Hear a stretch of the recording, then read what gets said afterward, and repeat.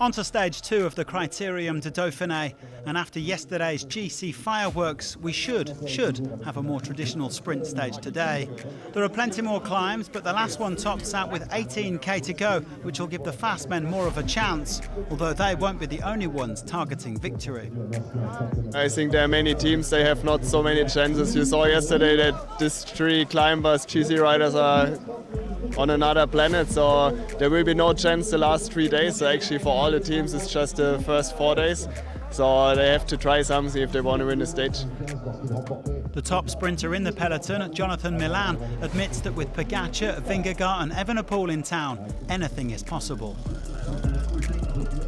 We have to expect these things with this champion in a bunch, so of course this everything is creating everything more like funny and more special. So no, for sure we have to start the day like not leaving the many guys in the break, and then if there will be some attacks we have to try to close on them, but we will see how it will go. Yeah, the final, I don't think the GC guys will be able to do what they did yesterday, so it should be more of a pure sprint. And I think, yeah, everyone will be looking at Trek again with Milan, so it will be interesting.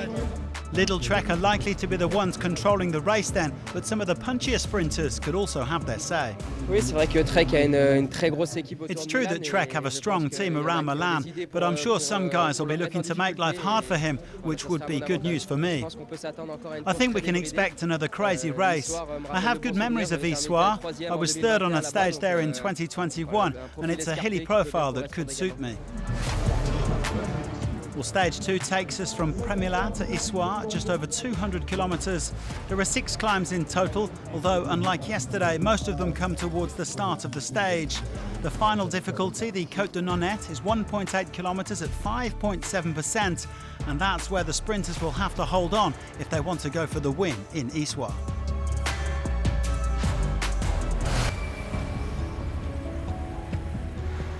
Well, having spent half of the stage out on his own at the front, Paul Orcelan finally got some company just after the intermediate sprint. The Frenchman had taken 6 points over the early climbs to tighten his grip on the polka dot jersey before being joined by Chris Juul-Jensen, Romain Combo and Victor Gernelec.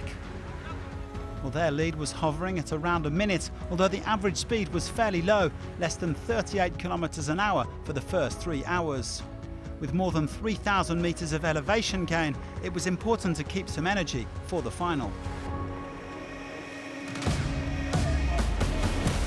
The riders embarking on the toughest climb of the day, the Category 2 Côte du Château du Buron, and no real change in the race situation, the 4 leaders still around a minute clear. Well, this climb was 3.3 kilometres at 6.9%, and Orcelan and Combo soon said goodbye, leaving Juul-Jensen and Gernelec at the front. Riders in the peloton were starting to struggle too, including Magnus Cort, who won stage 2 of the Dauphiné last year. Gernelec pouncing to take 5 King of the Mountains points at the summit, ahead of Juul-Jensen.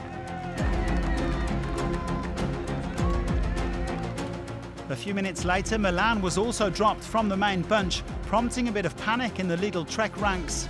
The American squad sent several riders back to help the Italian catch up, notably Edward Turns and Julien Bernard. And with 45 kilometres to go, it was all back together again, breakaway over and Milan back in the bunch. The riders heading over the finish line for the first time and into the final lap. On these long exposed roads there was a slim possibility of echelons, and the GC teams were taking no risks, moving their leaders up to the front. There wasn't enough wind to cause any splits though, so all that remained to shake things up was the final climb, the Côte de Nonette. This was the last opportunity to try to drop those sprinters.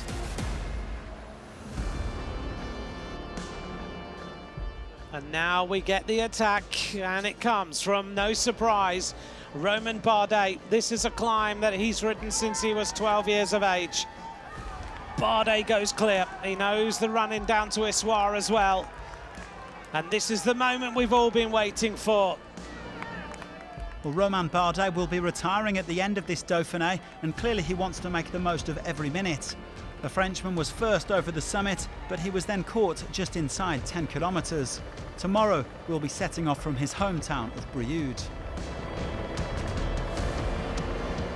The sprint train's getting set for the final then, with Lidl-Trek taking control as they entered the final kilometre. Big move by the team of Tudor Pro Cycling, but Milan has it, and Jonathan Milan is there. But Mathieu van der Poel is locked in on the wheel of Jonathan Milan. The team of Bahrain Victorious are ready. They know this finish well. Also up towards the front is the rider from the Total Energy squad, but Milan has got a perfect lead out here. Fedorov kicks on the right-hand side. Jonathan Milan goes up the barrier to our left-hand side. On his wheel is the rider trying to make the move now is Mathieu van der Poel. Van der Poel, but it's all the way. He was the favourite. Jonathan Milan delivers for Lidl-Trek. Well, it was anything but a straightforward day at the office for Milan, but the Italian got the job done. A fantastic team effort from Lidl-Trek to bring their sprinter back when he was dropped and then tee him up perfectly in Issoire. That's his 6th win of the season and his very first on French soil.